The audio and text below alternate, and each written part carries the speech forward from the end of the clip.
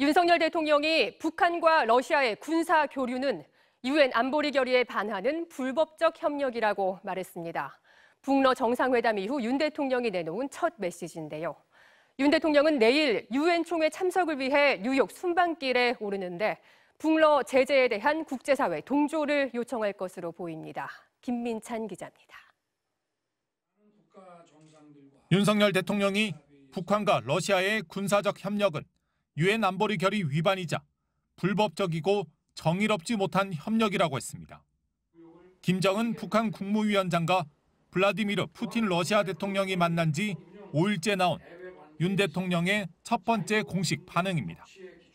그러면서 국제사회는 북러 교류에 대응하기 위해 더욱 결속해야 한다고 말했습니다.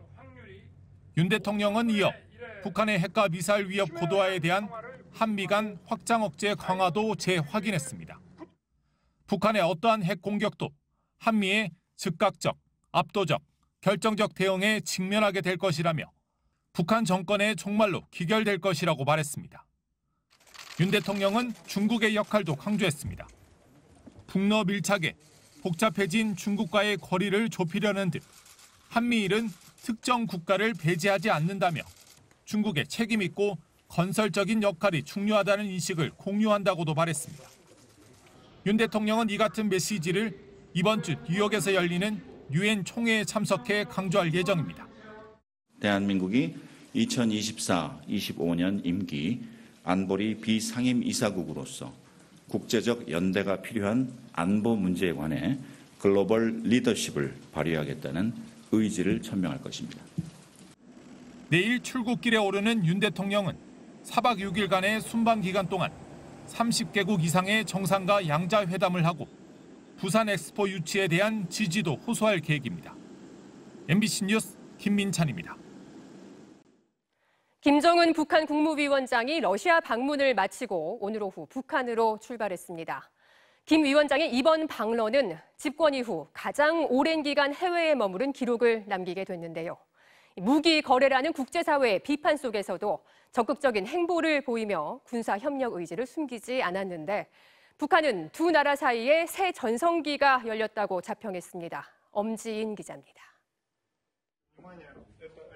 러시아 군복을 직접 만져보고 각종 무인기를 둘러보는 김정은 국무위원장. 무기 박람회 방문을 끝으로 김 위원장의 러시아 일정은 마무리됐습니다. 앞서 잠자는 숲속의 미녀 발레 공연을 보고 연해주 아쿠아리움도 찾았지만 김 위원장은 마지막까지 철저하게 군사 협력에 초점을 맞췄습니다. 지난 10일 평양을 출발해 집권 이후 가장 오랜 기간 해외에 머문 김 위원장은 우주기지에서 푸틴 대통령을 만나고 전투기 공장과 군용 비행장, 태평양 함대 기지를 차례로 둘러보며 속내를 숨기지 않았습니다. 5,000km 넘는 거리를 열차로 다녔고 숙박도 전용 열차 안에서만 해결했습니다. 무기 거래라는 비판을 의식해 결과를 공개하지 않았을 뿐 북한산 탄약이 시급한 러시아를 상대로 위험한 거래를 적극 과시한 셈입니다. 탄약 수출로 경제적 이득을 얻고 더 나아가서 위성이나 미사일 등 첨단 무기로 협력을 확대시킬 수 있어서 장기적으로 북한에게 갈 군사적 이득이 더 커질 가능성이 높은 것으로 분석합니다. 북한은 이번 방문으로 두 나라 사이에 새로운 전성기가 열렸다고 치켜세웠습니다. 무력과 국방안전 분야에서의 전략 전술적 협동과 협조, 호상 교류를 더욱 강화해 나가는 데서 나서는 실무적 문제들에 대한 건설적인 의견을 나누시었습니다. 한미일 압박에 대응하는 북한과 러시아의 밀착이 현실화되면서 이제 국제사회의 시선은 중국을 향하고 있습니다. 23일 항저우 아시안게임 개막식을 앞두고 김 위원장의 참석을 준비하는 동향이 포착된 가운데 왕이 중국 외교부장은 시진핑 주석과 푸틴 대통령의 회담 조율을 위해 모스크바를 방문합니다. MBC 뉴스 엄지인입니다. 최근 급격히 건강이 악화된 이재명 더불어민주당 대표, 오늘로 단식 18일째입니다. 의료진이 즉시 단식을 그만두고 입원해야 한다고 강력하게 권고한 상황인데 이 대표는 끝까지 병원 이송을 거부하고 있습니다. 국회 연결해서 자세한 상황 알아보겠습니다. 자, 김민영 기자, 오늘 오후 국회에 119 구급대가 출동하기도 했다고요? 네, 민주당 지도부는 오늘 오후 이재명 대표가 즉시 단식을 중단하고 입원해야 한다는 의료진 진단에 따라 119 구급대를 불렀습니다. 하지만 이 대표가 단식을 이어가겠다는 뜻을 굽히지 않고 병원 이송을 거부하면서 결국 구급대는 철수했습니다. 이재명 당대표께서는 단식을 이어가겠다는 강한 의지를 다시 지금 말씀을 하셔서요. 당 지도부가 지금 계속 설득 중이고요. 이에 앞서 오전에는 민주당 상임고문을 맡고 있는 문희상, 김원기, 임채정 전 국회의장을 비롯한 당내 원로들이 이 대표를 방문해 단식 중단을 요청하기도 했습니다. 강제적으로라도 빨리 중단시키지 않으면 병원에 안 가면 큰일 난다. 살아야 무슨 싸움도 하고. 현재도 의원들이 당 대표실 앞에서 대기하며 계속해서 단식을 만류하고 있는 상황입니다. 자, 김 기자. 앞서 어제는 민주당이 한덕수 총리 해임과 윤석열 정부 내각 총사퇴를 요구했는데 오늘 대통령실이 이를 두고 막장 투쟁이라고 평가했어요. 네, 민주당은 어제 긴급 의원총회에서 한덕수 국무총리 해임과 내각 총사퇴를 요구하는 총력투쟁을 선언했습니다. 한 총리 해임 건의안은 내일 제출할 가능성이 높다고 밝혔는데요. 이에 대한 대통령실의 반응도 강경했습니다. 모두 힘을 모아 분발해도 모자랄 판에 막장 투쟁을 이렇게 한다면 피해자는 결국 국민이 아니겠느냐는 입장이었습니다. 일부 언론은 대통령실 관계자가 누가 단식을 하라고 했느냐고 말했다고 보도하기도 했습니다. 그러자 민주당도 목숨 건 단식을 조롱하고 있다며 국민이 먹고 사는 문제를 내팽개친 건 윤석열 대통령이라고 강하게 반발했습니다. 여기에 이재명 대표에 대한 검찰의 구속영장 청구를 놓고도 여야의 갈등이 깊어지고 있습니다. 국민의힘은 이번 단식을 체포동의안 부결을 위한 방탄용 단식으로 규정하고 있는데요. 민주당은 혐의 입증에 자신이 있다면 비회기 기간에 영장을 청구하면 된다고 반박했습니다. 검찰이 이번 주 초반에 영장을 청구하면 21일 본회의에서 체포동의안이 보고되고 25일 본회의에서 표결을 할 가능성이 있습니다. 대통령실과 여당 그리고 야당이 강경하게 맞서면서 여전히 단식의 출구가 잘 보이지 않고 있습니다. 지금까지 국회에서 전해드렸습니다. 국민의힘이 서울 강서구청장 보궐선거 후보로 김태우 전 구청장을 다시 낙점했습니다. 김 전 구청장은 대법원 판결로 자리를 잃은 지 넉 달 만에 다시 같은 자리에 도전하게 되는 건데요. 민주당은 김태우 후보를 향해 본인 때문에 치러지게 된 보궐선거 비용 40억 원부터 내라고 비판했습니다. 이남호 기자입니다. 예상대로 김태우 전 구청장이 서울 강서구청장 보궐선거 후보자로 선출됐습니다. 강서구청장 보궐선거 승리를 위하여!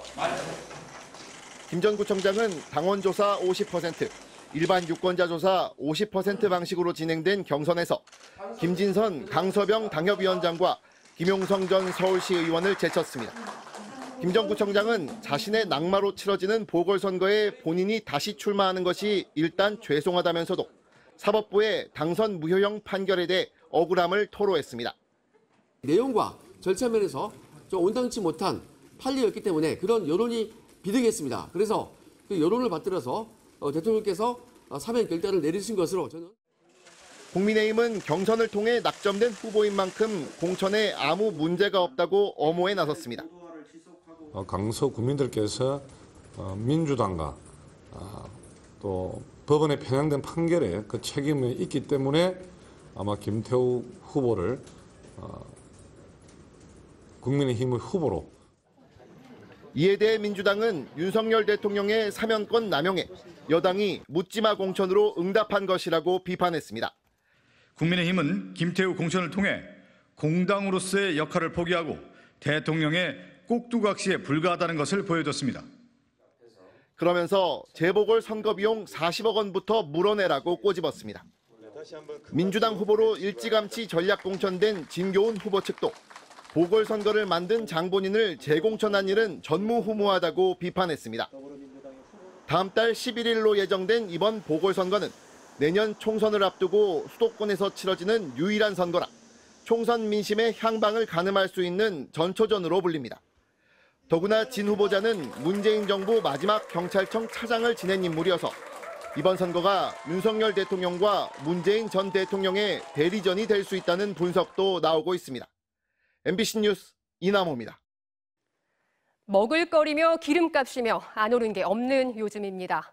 특히 부쩍 올라버린 농산물 가격에 명절 앞두고 서민들 부담이 이만저만이 아닌데요.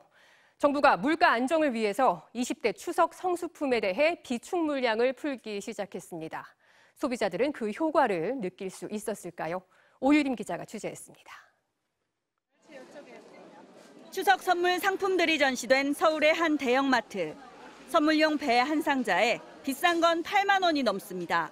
조금 더 저렴한 상품을 골라보지만 소비자들은 물건을 들었다 내려놓길 반복합니다. 고민 많이 하게 되더라고요. 잡았다 놨다 다니면서 몇 번씩 그랬었어요. 서민들이 살기에 좀 너무 힘들어요. 가격이 부담되는 고기는 할인 상품으로 고릅니다. 명절 때 손님도 그러니까 한번 구워주어서 먹으려고 술안주로. 좀 저렴하면 이런 걸 골라서 사다 먹어요. 추석 장바구니 물가 안정을 위해 정부는 지난 7일부터 20대 추석 성수품에 대해 비축 물량을 공급하고 있습니다. 지난 14일 기준 16만 톤 중 6만 8천 톤이 시중에 풀렸는데 지난해와 비교해 평균 가격이 6%가량 떨어진 것으로 조사됐습니다. 배추는 23.4%, 무는 30%, 한우도 10% 감소했습니다. 하지만 명태는 18.4%로 가장 크게 올랐고 참조기 9.5%, 닭고기 8.9% 순으로 나타났습니다. 현장 점검에 나선 추경호 부총리는 추석 민생안정 대책들이 현장에서 차질 없이 이행되도록 계속 독려해 소비자들의 가격 부담이 낮아질 수 있도록 최선을 다하겠다고 말했습니다. 아직까지는 조금 가격이 부담스러운 수준에 있는 것 같습니다. 가격 안정을 위해서 발표한 그런 대책들이 현장에서 어떻게 작동이 되고 있는지. 소비 장려를 위한 할인 지원 규모도 670억 원으로 역대 최대로 늘었습니다. 마트나 온라인몰에서 장을 보면 정부 할인과 자체 유통망 할인을 더해 20에서 60%까지 할인받을 수 있고 전통시장을 이용하면 기존 20%에서 최대 30%까지 할인 한도가 늘어납니다. MBC 뉴스 오유림입니다.